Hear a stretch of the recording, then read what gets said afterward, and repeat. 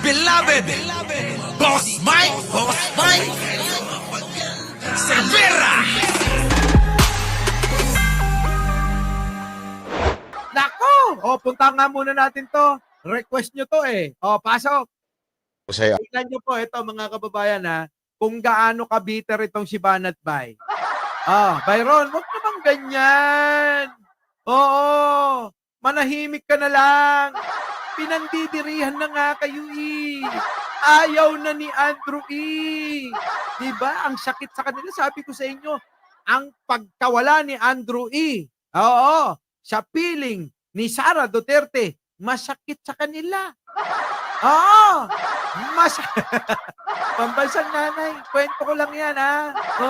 Huwag niyo masyadong seryoso eh.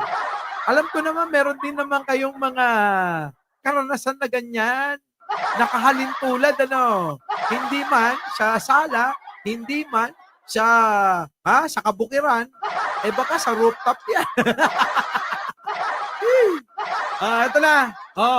Ang kabiteran ni Nino, netong si Banat Bay, hindi makamove on kay Andrew E.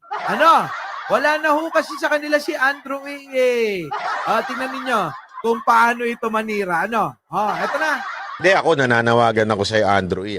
Idol kita. Alam mo yan, sinabi ko sa'yo ng personal yan. Idol na idol kita. Sa tingin ko, walang tatalo pagdating sa performance at talino, wais, strategic, everything about sa'yo, Andrew E. Pero ikaw na rin may sabi niya na walang tatalo saan sa diskarte, strategic, lahat na.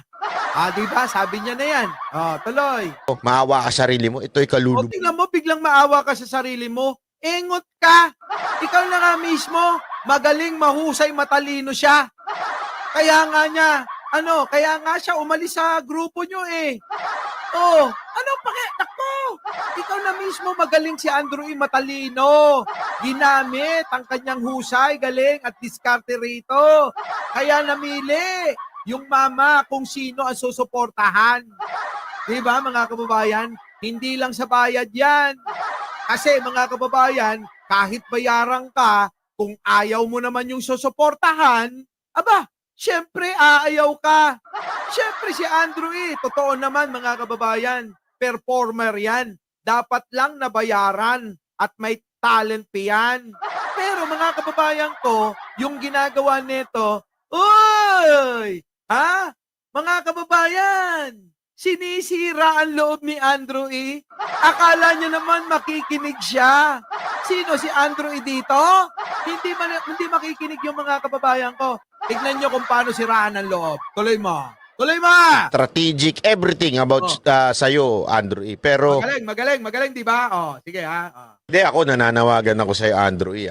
Idol kita. Alam mo yan, sinabi ko sa'yo ng personal yan. Idol na idol kita. Sa tingin ko, walang tatalo pagdating sa performance at talino, tatalino. Sabi mo na yan eh. wais, strategic, everything about sa'yo, Andrew E. Pero maawa Pero yan na, mga kababayan, wala daw tatalo sa talino. ka sarili mo, ito'y kalulubog mo. Maawa ka raw sa sarili mo, Andrew E. Pero maawa ka sarili mo, ito'y kalulubog mo. Maniwala ka sa Kita akin. mo, ikalulubog mo daw yan. Maniwala ka raw sa kanya. Paano, mga kababayan? Doble kara. Diba? Kung saan lang magkakapera yan, doon lang sasama. Anak ko, Banat Bay. Naiinggit ka lang sa kanya. At naku, malaking bagay si Andrew sa kampanyahan. Aminin natin yan. Malaking bagay ho si Andrew sa kampanyahan. Malaki. At talaga namang ang lakas humila ng tao niyan. Di po ba?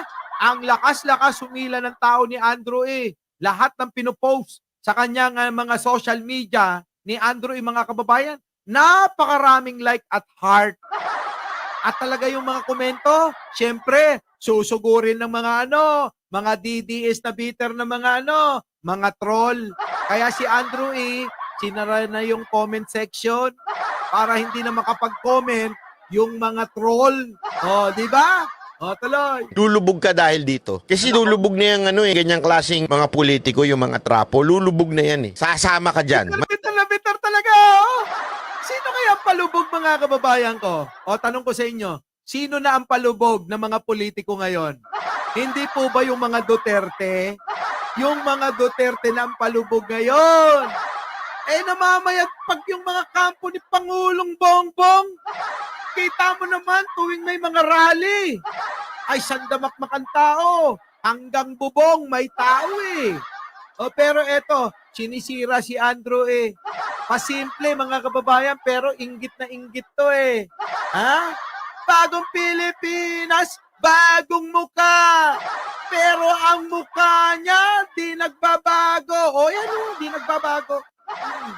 Maniwala ka sa akin, Andrew. It's not worth it yung budget na binibigay siya. Siyempre may budget siya, mga kababayan. Huwag naman natin sabihin ng bayan. Normal yun na may bayad at hindi bayaran yan. Alam mo yan. Ikaw lang yun. Bayaran siya, ha? Normal lang po na may budget siya. Kasi po, siya po ay artist. Siya po ay siya po ay entertainer. So binabayaran lang siya. I understand na may mga entertainer na binabayaran na, para mangampanya. Pero kung ako sa iyo, Andrew, masisira ka. Masisira. Nagpayo yung no, mga kababayan. Nagpayo yung hunyango. Hunyango po ito eh. Di po ba? Tignan nyo na lang mga kababayan eh. Kung hindi ba naman hunyango yan eh. Pakita lang natin yung sinend ni brother DJ Byron. Ayan Ilagay natin sa tamang perspective ito, ha? Kasi tandaan nyo, church ito eh. Even if I think, ito sa akin, sarili ko, I do not believe in Kibuloy. I think he is a false prophet. Diretsuhan tayo. Diretsuhan daw! Ngayon mga kababayan, alam nyo na sinasabi niya? Naku, hindi lang daw pang senador si Kibuloy, pang presidente pa. Ganun po ang balat niya eh. Ay, nako! Ang tanong, magkano? Ganun lang naman yun eh, no? Magkano ang binayad sa'yo? Para Para bumaliktad ka. Kung noon, ganyan sinasabi mo. Saan? Kay Kibuloy na ganito. Tingin ko sablay talaga siya pagdating sa relihiyon. Ako ang may-ari ng kaluluwa nyo. Diba? Ako ang may-ari ng sanlibutan ngayon. I do not believe in Kibuloy. Hindi daw siya naniniwala kay Kibuloy. Pero ngayon, pansinin ninyo, yung mga sinasabi niyan, naku, grabe. Ibang klase. I think he is a false prophet. Diretsuhan tayo. Diretsuhan naman talaga. Hindi mo na kailangan sabihin sa amin yan dahil alam na namin yan noon pa. Huli ka na nga eh. Ngayon, nandiyan ka na. Kulang na lang mga kababayan, ha? Dila niya ang panlinis sa puwet ni Kibuloy eh. Di ba? Pag umebak si Kibuloy, mga kababayan, kulang na lang yung dila niya, panlinis niya. Nang walang matirang walang matirang kahit na anag ba? Anag. Di ba? Walang matirang anag.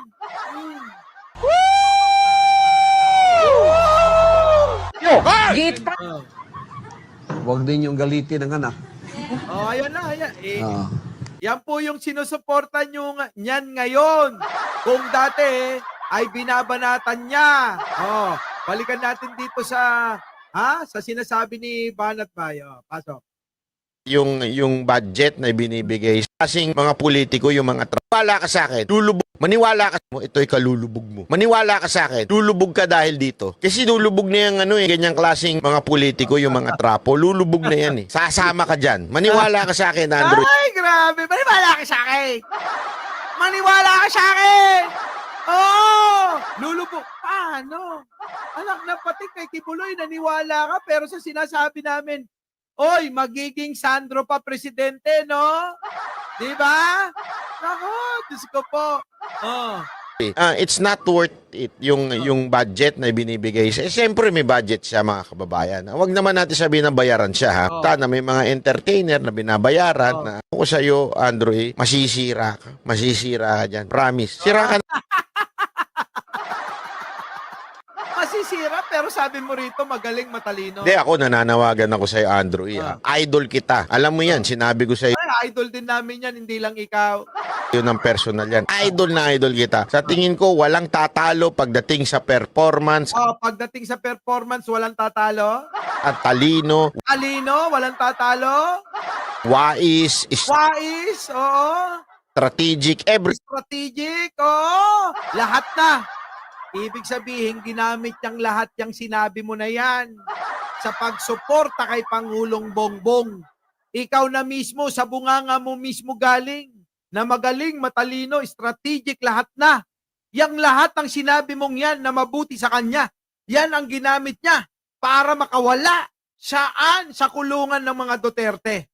Ang ginawa niya, nako, sumama kay Pangulo dahil yun ang ginamit niya, yung talino, galing, strategic, matalino, yung Andrew E.